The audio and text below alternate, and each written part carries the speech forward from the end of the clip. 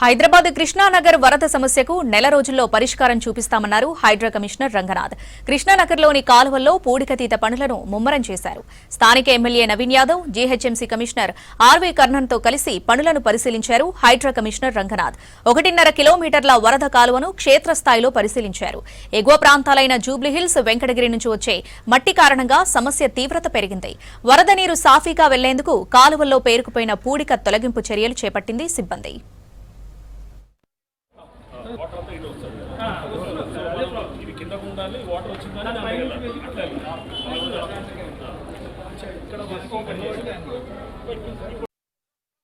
గతంలో కూడా మన కమిషనర్ గారు ఎలక్షన్స్కి ముందు కూడా వచ్చి విజిట్ చేయడం జరిగింది. ఎస్ఎన్డీకి ఒక ప్రపోజల్ కూడా ఉంది, అది ప్రాసెస్లో ఉంది. అండ్ హైడ్రా కమిషనర్ గారిని, జిహెచ్ఎంసీ కమిషనర్ గారిని మొన్న గౌరవ ముఖ్యమంత్రి గారి దృష్టికి తీసుకెళ్తే ఇమీడియట్గా ఇది వెరిఫై చేసి ప్రాబ్లమ్ని సాల్వ్ చేయమని చెప్పడం జరిగింది. సో ముఖ్యమంత్రి గారి ఆదేశాలతో అధికారులు ఇక్కడికి వచ్చి విజిట్ చేసి ఆల్రెడీ వర్క్ కూడా స్టార్ట్ అయింది. మా రిక్వెస్ట్ ఏంటంటే ఫస్ట్ ఇక్కడ ఉన్నటువంటి చెత్త అంతా కూడా తీపియాలనేదే ఫస్ట్ ఇంపార్టెంట్ పాయింట్గా మేము సార్కి చెప్పడం జరిగింది. సో ఆల్రెడీ వర్క్ చేస్తూ ఉన్నారు.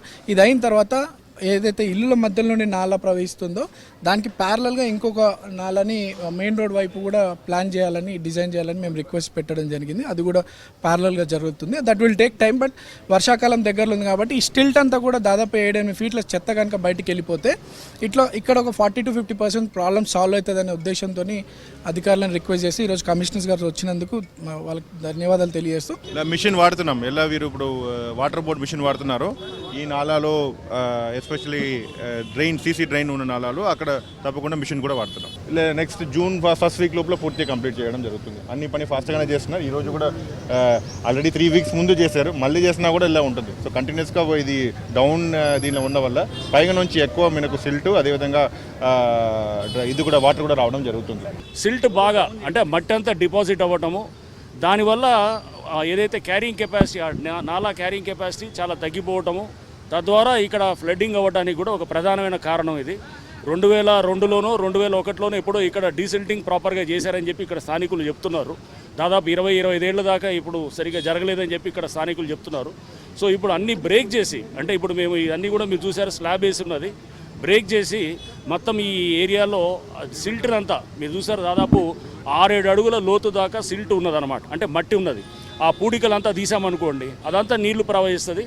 తద్వారా మనకి ఇక్కడ ఏంటంటే వాటర్ ఈజీగా ప్రవహించడంతో ఇక్కడ ఫ్లడ్డింగ్ అనే దాన్ని మనం పెద్ద ఎత్తున కూడా నివారించవచ్చు. 1-2 ఇల్లులు చూసాము. అది ఏంటంటే పూర్తిగా నాలా మీద ఉన్నటువంటి అటువంటి వాటికి నోటీస్ ఇచ్చి తప్పకుండా వాళ్ళకి, ఎందుకంటే చాలా ఏళ్ళ నుంచి ఉన్నారు వాళ్ళు, దాదాపు 20-30 ఏళ్ళ నుంచి, వాళ్ళకి వెకేట్ చేయడానికి వెకేషన్ నోటీస్, యాక్చువల్గా డిమాలిషన్కి అవసరం లేదు, నోటీసులు అవసరం లేదు, కానీ బట్ వాళ్ళు ఎప్పటి నుంచో ఉన్నారు కాబట్టి వాళ్ళకి వెకేషన్ నోటీస్ ఇచ్చి మేము తీయటం జరుగుతుంది.